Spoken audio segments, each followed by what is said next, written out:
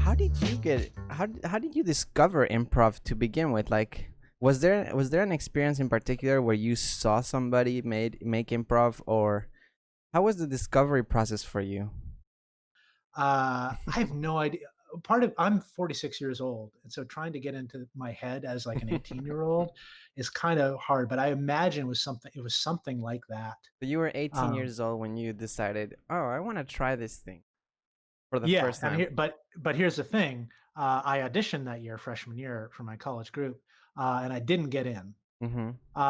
And so at that point I said, "Oh, well, okay. I'm not funny enough to do it. I still love it, but." And so sophomore year came around, uh, and I considered auditioning again because I had auditions once a year, I think. And I talked myself out of auditioning because I didn't want to be that guy who thinks they're good enough to do it, Oh but just no. keeps auditioning and doesn't get in. So I didn't audition sophomore year.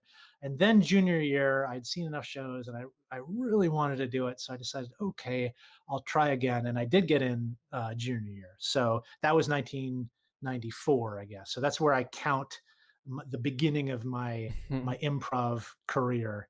Again, career is in quotation marks because there's very little money involved in the actual doing of him. And we will touch on that in a little bit, but so okay, so you get onto this team and you start performing for your college basically, right? Right. Um what happens after college? Like are you thinking like, "Oh, I need to get a real job," or are you Yeah. like, "Let's fucking go on this improv thing like 100%. Let's just dive into it." What was your Well, mentality? so here's another old man thing. So improv wasn't a thing yet.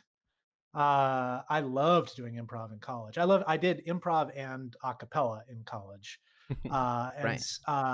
I was also a theater major because I enjoyed performing and thinking about performing. But I also got kind of jaded on the idea of theater as a thing. So I graduated and went home to California. I grew up in the San Francisco Bay Area. So I went home for the first summer having absolutely no idea what I was going to do. And it was only because 10 of my best friends from college moved to New York that after that summer I decided to move to New York.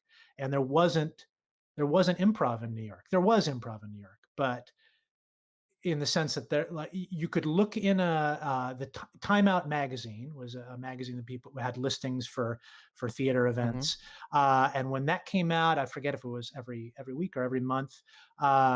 You I would pour through it and say like, "Oh, there's an improv show this month," and then I would go to that improv show for sure. Go to it.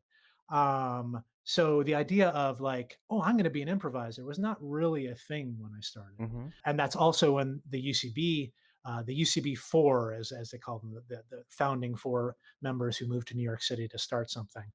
I got involved with a short form improv group called Chicago City Limits here, which is in New York, despite the name having Chicago in it, and took classes there. And after 3 years of failed auditions there, got into the touring company for that group.